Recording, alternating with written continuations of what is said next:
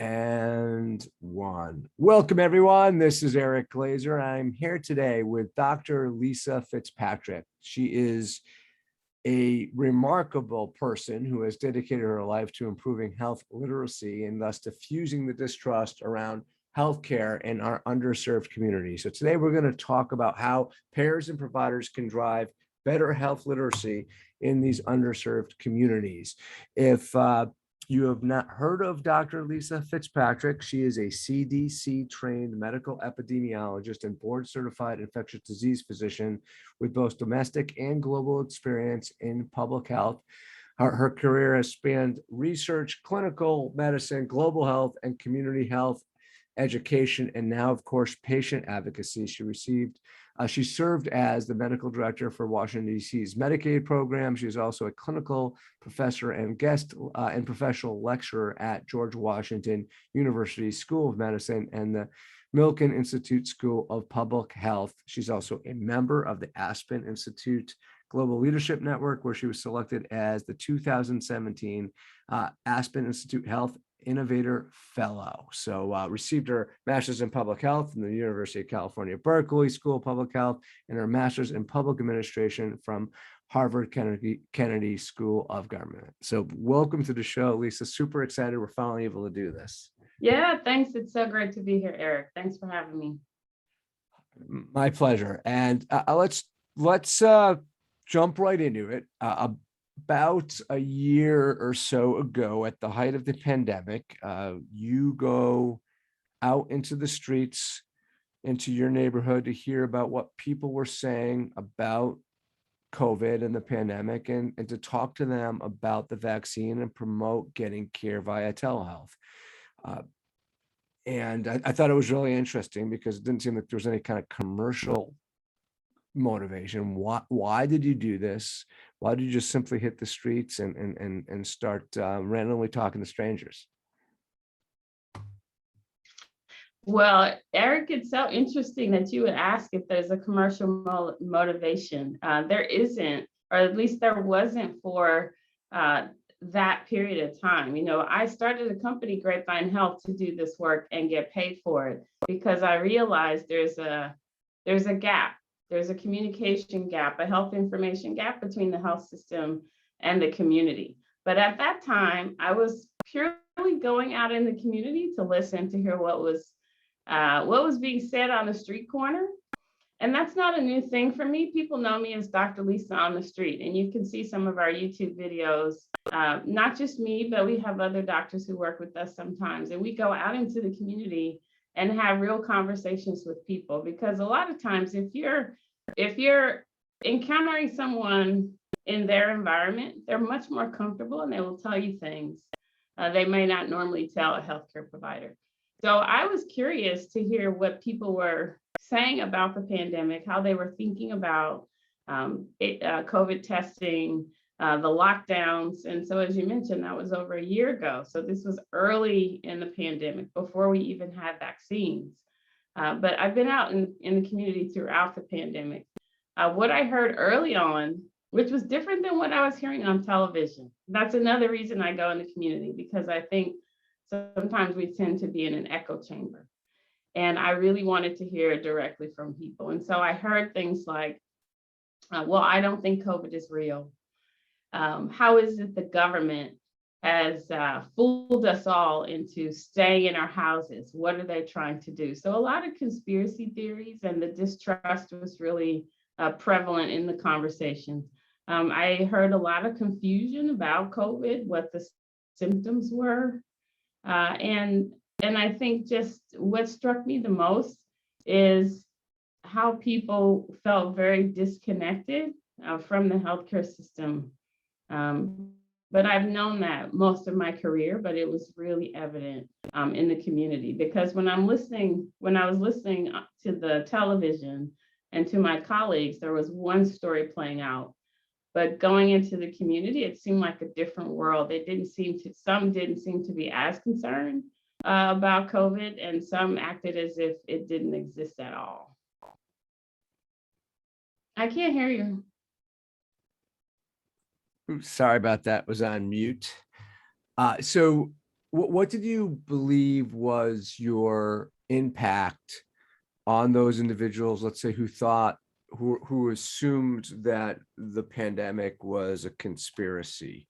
What's the dialogue that you're having with those individuals, and do you think that you change their thinking?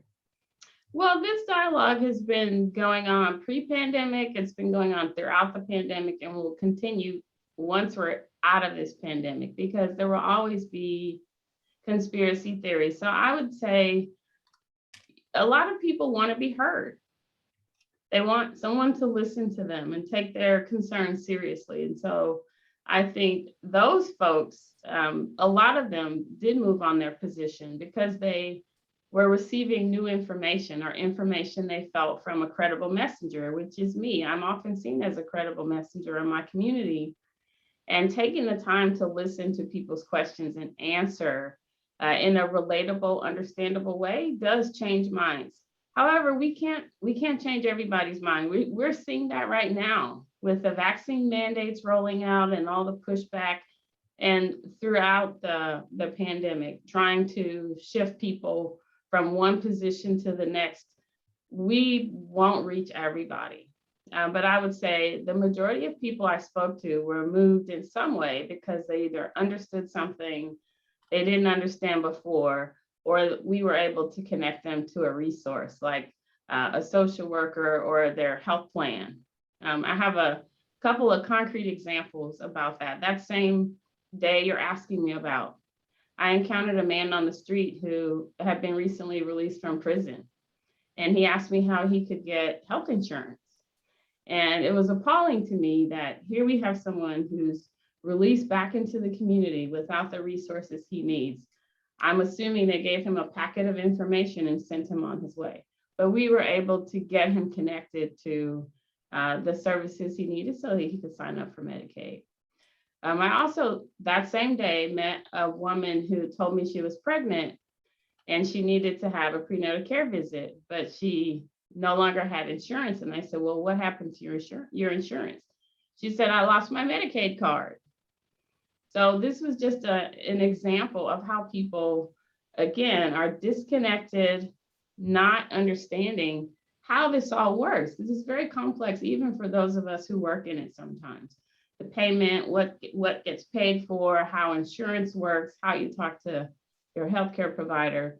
So all those things were playing out as I was talking to people in the community that day and throughout the pandemic, honestly. So how do we improve health literacy? Is there an example?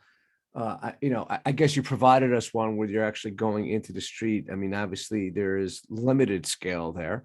How can we as a country, and if there are health plan and health provider leaders listening, how could they improve health literacy? And if there's an example of a program you could share with us. Well, thank you so much for this question. It's like a softball pitch over the right over the plate for me, Eric. This is why I started Grapevine Health, because I think we don't appreciate the impact health literacy has on health outcomes and the money that's being spent. So, I have so many stories to illustrate this, but first I'll just say for health plans, for health systems, our approach to health communication and health information is too often one size fits all. So think about even in your own life, when you look at some video or you read a pamphlet or read an article, everything you read won't impact you, it won't touch you, it won't resonate with you. And we forget about that, especially for the Medicaid population.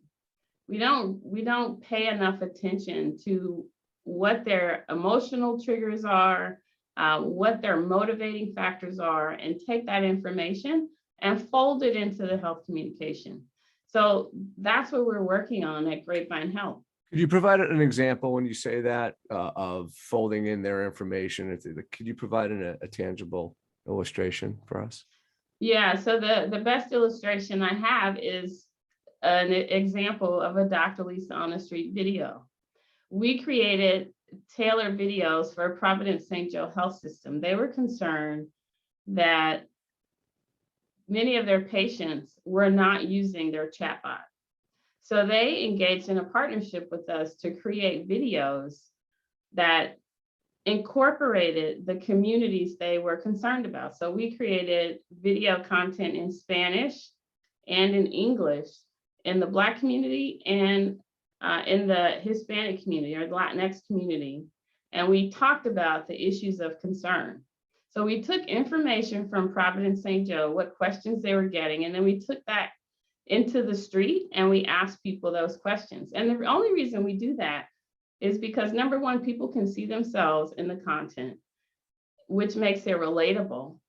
But we also are asking the questions that we know are on people's minds. And so that's very different, Eric, than having me standing in front of a video, giving people a lecture on how testing works or what a vaccine is.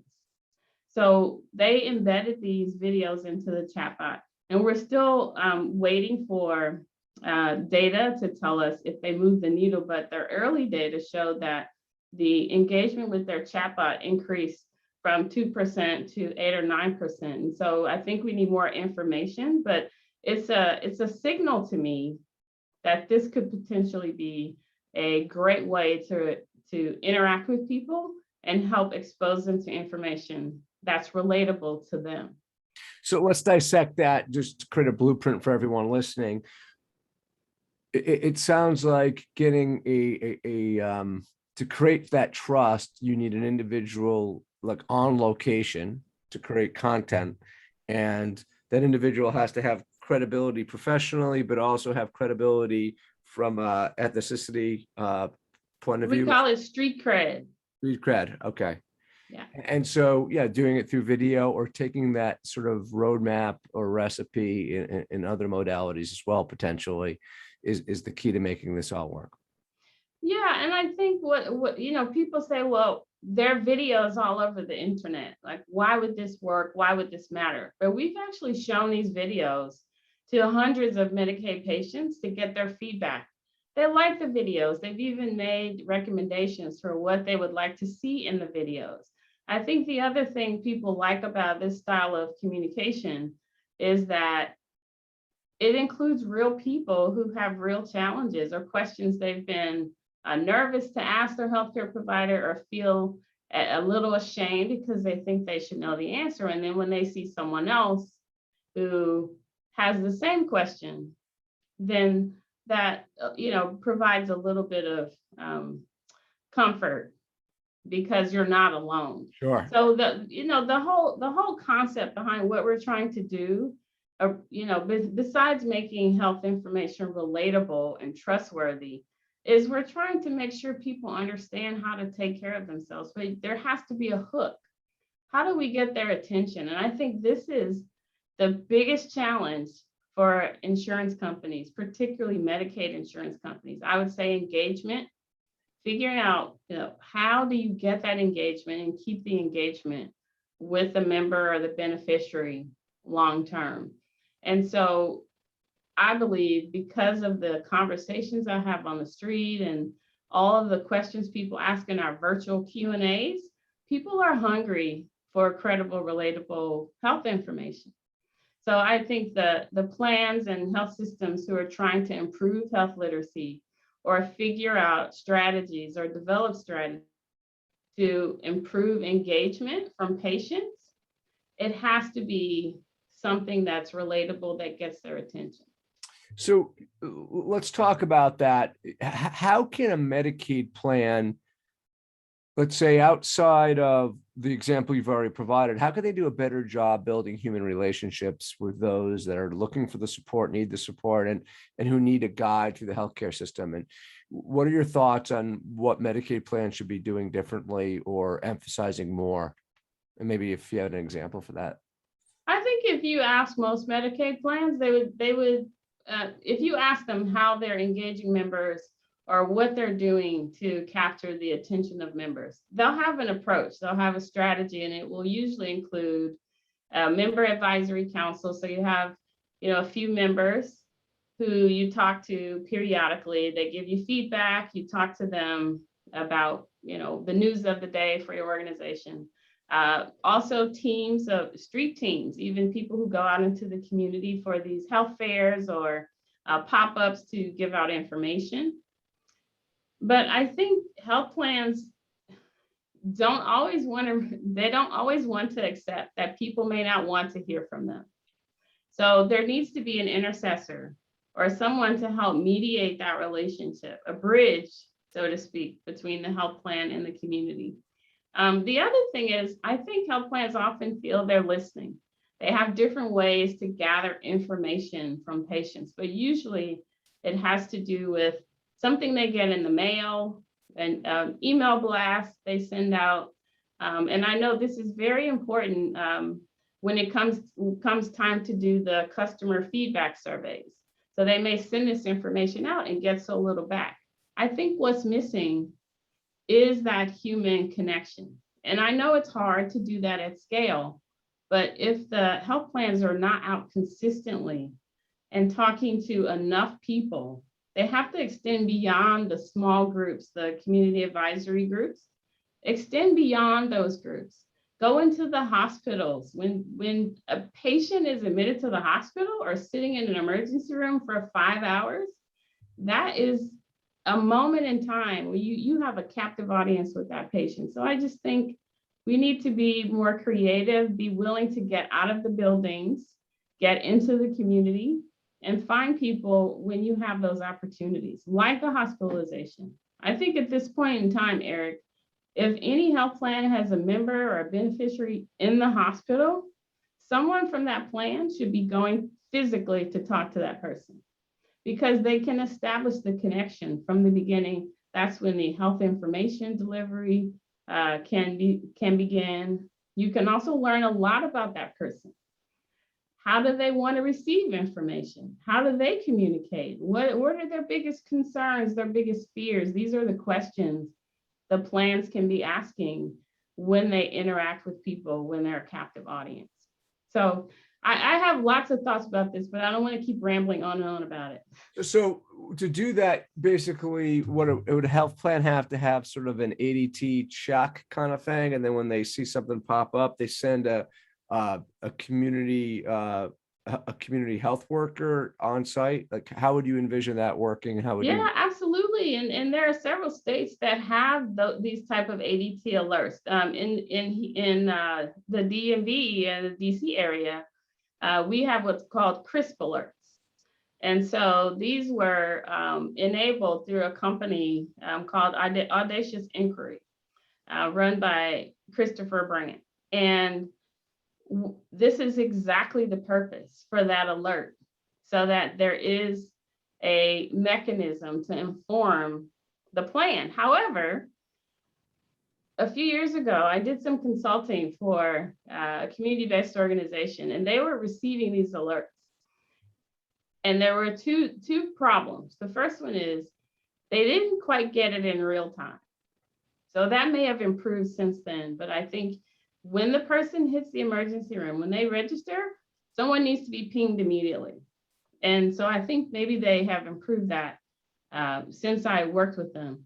But the second thing is when that alert happens, you have to have someone available to deploy to wherever the person is. So it has to become the high priority, one of your highest priorities, to interact with these people, because that's an opportunity for you to learn so much from the patient. What happened? What led you to be in the hospital? Do you have a healthcare provider? If not, why not? If you do, where is the disconnect? So it's hard, it's labor intensive, but I think it has to become a priority that plans and health systems, even some of the organizations, social service organizations, have to be much more what we call feet on the street, because we can't continue to wait for people to come to us. We have to go to them.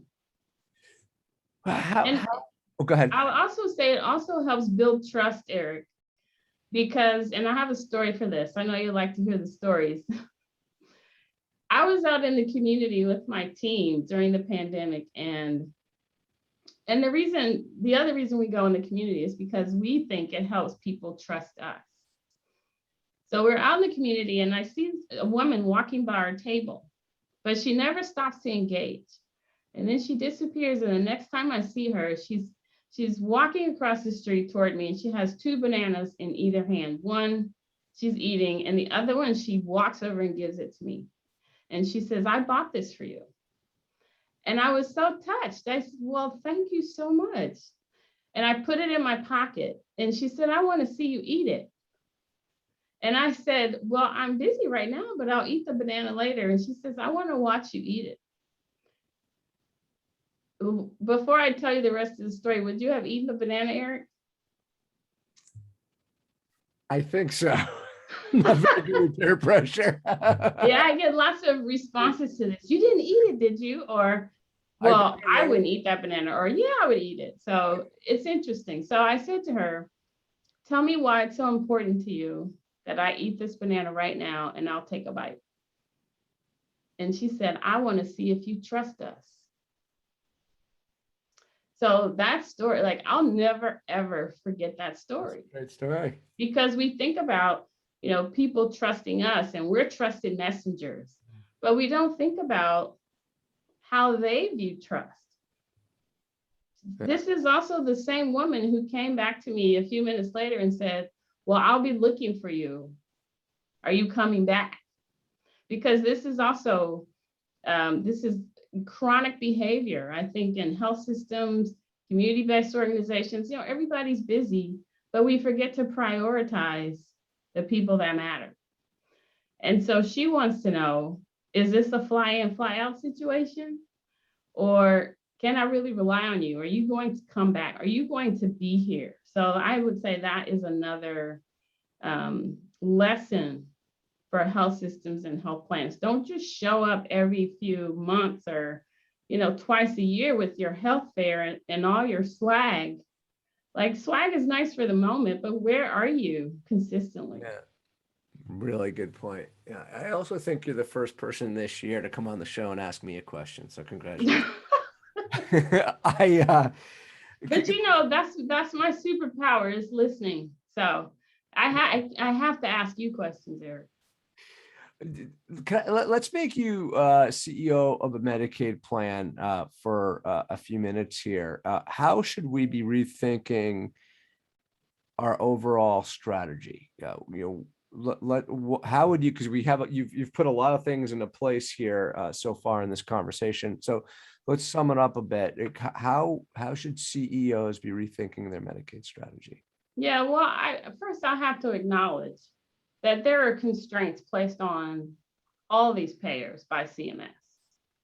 And if we can't address some of the barriers at that level, I think it will be difficult because some of the things we need to pay for, the supports we're providing, socially, financially, these bottom of the pyramid issues that people need help with, we don't have a great way to pay for support for those things. And so I think that is a political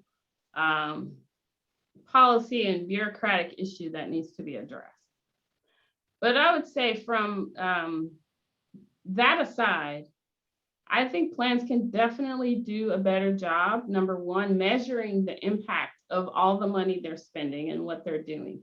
How many vendors, I would assess how many vendors we have and what are they doing? Where is the overlap? But more importantly, are people getting better as a result of all the money we're spending? If not, why not? So one of the most, I'm sure if I'm a Medicaid plan CEO, one of my biggest concerns is how to keep people out of the hospital and how to keep them out of the emergency department. But I need to understand why they're there in the first place. How is the system broken? Is there something happening with providers? Is there something happening way upstream that we could impact? So is there a way for us to provide more preventive type services within the context of a Medicaid program? These things are difficult though, particularly the preventive services, because it's hard to figure out how to pay for those things, even if people want them. I would also assess what we're doing specifically with the social determinants of health programming. and planning. And I'll give you a story for this. So I did some consulting work for a health plan. And one of the goals was to understand how people were using the social determinant support that was provided by the plan. And in some cases, the plan decided what that support should be and would offer it to the person. So along this theme of keeping people out of the emergency department, I sat down and talked to a woman who had used the emergency department 13 times in 6 months. Her SDOH related benefit was Lyft. So they gave her Lyft vouchers so that she could get a ride to the doctor anytime she wanted, thinking this would keep her out of the emergency room because she could get to the doctor. So she said, well, I have a doctor and I know they give me Lyft. I'm truncating the story. But she says, I know they give me Lyft. That's great, but I have a car. I can get to the doctor. And I said, well, you don't like your doctor? She says, I love my doctor. He's great. I've been with him for years. I said, well, why are you going to the emergency department? She said, because my doctor doesn't know what's wrong with me and the emergency room makes me feel better. So this is an example of how we need to be more responsive, focused, and we need to interrogate what's happening with people. Like that's just one person, but plans have tens of thousands of members. But I think if we can be more systematic about how we look at our data, see what our data are telling us, and then, prioritize, reach out to people. I think there's no substitute for talking directly to people. Sure, you can't talk to everyone, but I think the lady I just told you about, I think she must represent thousands of people who have specific reasons for, despite having a primary care provider, is still going to the emergency department. How can we intervene on that? But first we have to understand what's driving the behavior. Is there a plan that you're aware of that's doing, has an exceptional program that's working really well in place that you could maybe share with us? Like, is there a plan we should look up to? And it doesn't have to be everything they do, but maybe a particular program or two that you've either read about or helped develop or just know about through your work that we should all be looking to benchmark off of?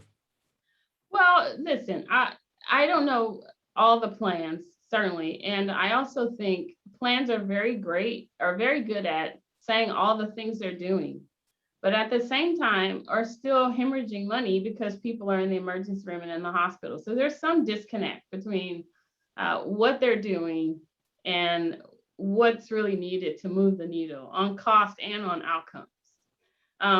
But I'm partial to the folks I work with here in DC. I think AmeriHealth Caritas DC is a very creative program that finds ways to help people. Their CEO, Karen Dale, for example, has even found a way to help people who have legal issues that are impacting their health outcomes. So, I think this takes a bit of brainstorming and it takes a bit of will and creativity to figure out how to help people. But I think the sad part, Eric, is that we even have to jump through so many hoops and try and contort our interventions to fit what people need because we're so constrained by the payment models or the policies. And I just go back to that because I think that's the biggest challenge. Is there an example of a program you could point to there that Karen's team has led that you could point out, or a name of a program? Or is it just the overall approach of the health plan in general? I would say it's the overall approach. They have any number of programs. I think they have more than 15 or 16 interventions that are actually being evaluated right now by socially determined to assess the impact of these different interventions. But the one that does come to mind is a diabetes program they have through Shire, SHIRE. And this program is around circles. So people have support. They have a support network. They talk about their challenges with diabetes. They incorporate education.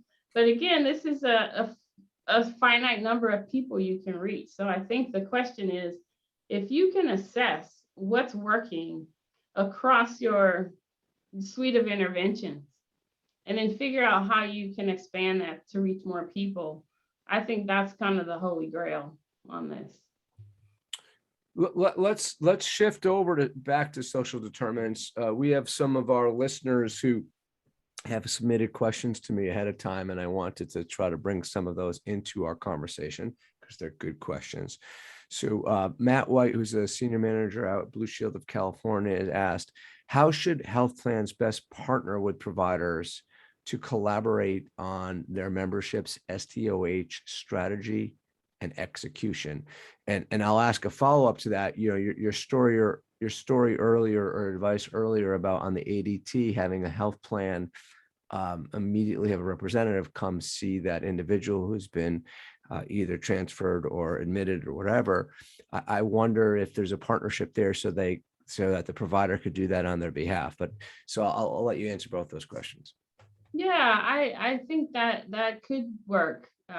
Figuring out a way to partner with the provider to make sure that the communication loop is closed. I think that's the biggest challenge of all, the communication between health plans and providers. I think health plans probably have an entire section that's focused on provider engagement and supporting providers. But in my experience, there's a disconnect. So as a physician who's relied on health plans to support patients, I've seen these things fall through the cracks. The examples that come to mind are patients, I prescribe something and the patient gets to the pharmacy and it's rejected because maybe it's not on formulary and I didn't know, and the patient's the one who's caught in the middle of all that. I also think, you know, the provider has lots of challenges, and there needs to be better communication between providers and insurance companies, but I think typically it's a bit of an adversarial relationship, and we need to fix that. And I think it starts by coming together consistently and talking. So just as they have tens of thousands of patients, in some cases, hundreds of thousands of patients, there are also many, many providers. But what are some mechanisms that could be created to have an ongoing dialogue with providers so that there's a, you know, communication back and forth about what some of the challenges are? And I think because our healthcare system is so dependent on payment, so the billing headaches for doctors or healthcare providers, the health insurance companies trying to improve their bottom line. These are intractable challenges, Eric, that have been here for decades. And as long as healthcare is a business, there will continue, I think, to be this adversarial relationship between providers and insurers, unless people decide we're coming to the table together to fix this for the good of the patient. I also think we talk a lot about value-based care right now. So in order for value-based care to be successful, you need, first of all, everyone to be on the same page about what that is. And I think despite all the conversations we're having about value-based care and value-based purchasing, there's a lot of confusion about what that means. Yep. Also, how to measure it. So a lot of the value-based care models are measuring their impact based on what we call process measures. How many patients got this test or that test? How many people got vaccinated or didn't get vaccinated? How many people picked up their prescriptions? But we need to take it a step further. Let's just take diabetes as an example.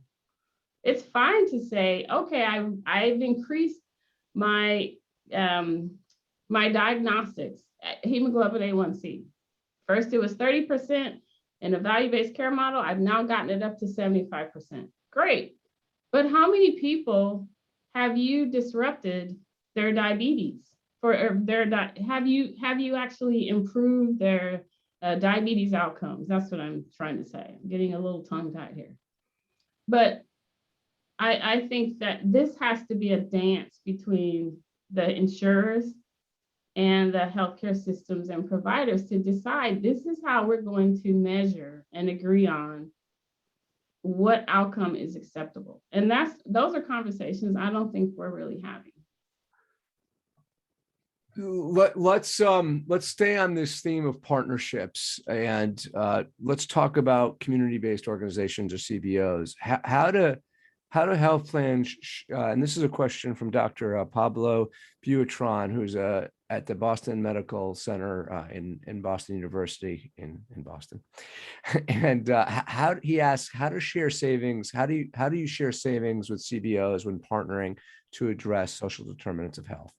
Yeah, I think that, again, this has to be done by intention, but you also have to have a group of folks who are willing to split the pie. And so far, because everybody's stretched, I think this is always difficult because it comes down to funding, financing, it comes down to money. Yeah. But I think to build the capacity and to realize the impact, the full impact community-based organizations and these social service organizations could have, we have to figure this out. Because number one, they're the trusted messengers. So I talked a lot about trust early in this conversation. Building trust takes time, but a lot of these organizations already have it. We just need to support them. And then number two, I think figuring out, what the split is. Like, I think those are unpleasant conversations that we avoid and are just difficult to have, but I think necessary. So you asked me about a plan or a health system that's doing something innovative. I would love to hear about a plan that has figured out how to move toward this type of model. So maybe they're in Boston, they could be the first ones and show us how it's done. Second to last question, because I know we're running out of time here. Jamie Gonzalez, who's at the Health Plan Alliance, I think he's our Chief Business Development Officer. He's asked, what are some of the major barriers that plans face in creating the infrastructure to support health equity programs? Yeah, I already mentioned the big one, which is, I think, the policy regulations that limit some of the things they could do. But I also would encourage, what's that? Beyond money, I Yeah. know it's a big one. I don't want to ignore it, but there's right. But some people would say, if only that, if that barrier were gone, we could do what, but I think you're right. It's not that simple. I think there has to be an awareness and recognition that we have to understand the members. We have to understand the drivers, like what is creating the behavior we're trying to address. And I think health plans may say they understand, but I think they're at the surface. Sort of like the lady who goes to the emergency department because she likes, they make her feel better. Or I have another example. A gentleman who only used the emergency department, never saw a primary care provider in his 70s. I took him to lunch and we had a long conversation. And he said, well, I just don't really like doctors. And I don't go to the emergency room that much either. And it was such a puzzle to me. I was determined to figure this out. Why is he going to the emergency department? And it happened as we were leaving. I said, do you mind if I send you a text message so that we can stay in touch? He said, just call me. And I said, well, but we have a system, we can text people and you can send us a message anytime you want. And he said, no, I'd rather you just call me. What do you think is going on here, Eric? Trust. He probably thinks that it's a bot or some automated text message. He can't read. How many people are passing through our doors? We're calling on the phone who are not engaged. Think about how much you have to read when you go to the doctor's office. But if you go to the emergency room, you could probably get by without having to read anything, right? So again, it's about tuning in, about listening, about really understanding what's going on. Again, people will say, oh, but we have so many members and like it's impossible. But we have to start somewhere. And you can start just 100 members, listen deeply, like follow them around, go to the grocery store with them. Like Go visit them at home.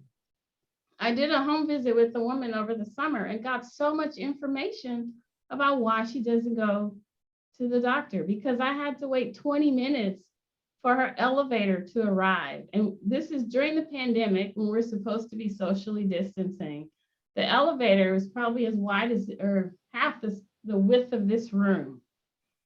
But after 20 minutes, there are 30 people waiting to get into the elevator. And she lived on the 13th floor.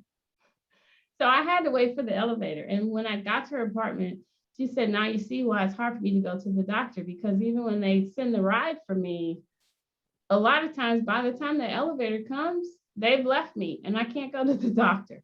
So I would never have known that.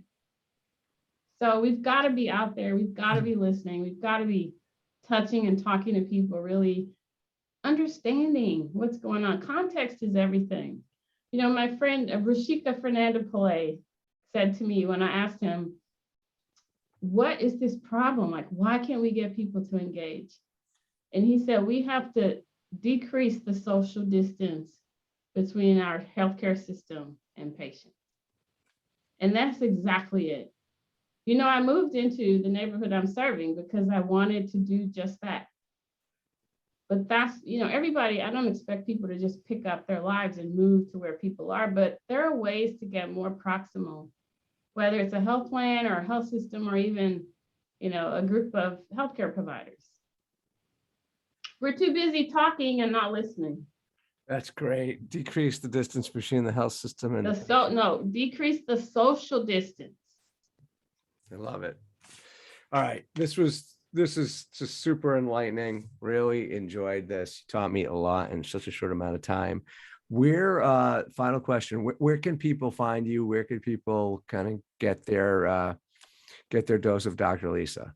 All right. Well, they can follow us on any of the social media channels at Grapevine Health, except Twitter, it's Health Grapevine. But people can also just reach out to me directly. We would love to partner with health plans, or even just have conversations with health plans to understand what some of their challenges are around engaging patients digitally and in person.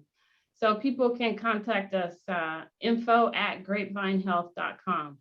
Why do you think my company is called Grapevine Health, Eric? It's your last question. Oh, geez.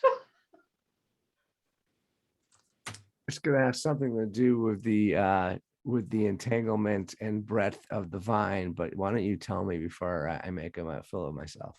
Yes.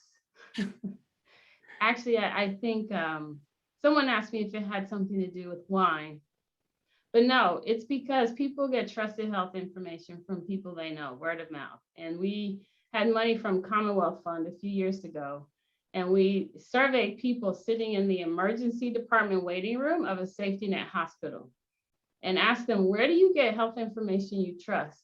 And almost everybody said, well, I just Google it. So the follow-up question is, well, what do you do if you don't know what to do with the Google results? They said, well, I call my grandma, or, you know, my uncle was in the hospital, so he's the family expert. Or, you know, I had a friend who, you know, has worked in healthcare. People trust people they already know. And we're seeing this play out in the pandemic. That's why it's so hard for us to address the misinformation, because bad news, information on the grapevine spreads like wildfire, and we're still trying to trusted. Still trying to catch up. Love it. Lisa, thank you so much for being part of the show and providing all this insight. Really appreciate it. For those of you listening, we don't ask much of you. We just hope we've earned your trust each and every week with our episodes. It does really help the show in search engines and searches on the podcast apps if you rate us and if you write a review, and hopefully a nice one. It does really help. So if you're listening on your tablet right now, and you could just click on it and scroll down past the episodes and click 5 stars and a quick review on Bright Spots in Healthcare, we really appreciate it. And Lisa, thanks again, and thank you all for listening. We'll see you next show. Thank you, Eric. Great job. Great job.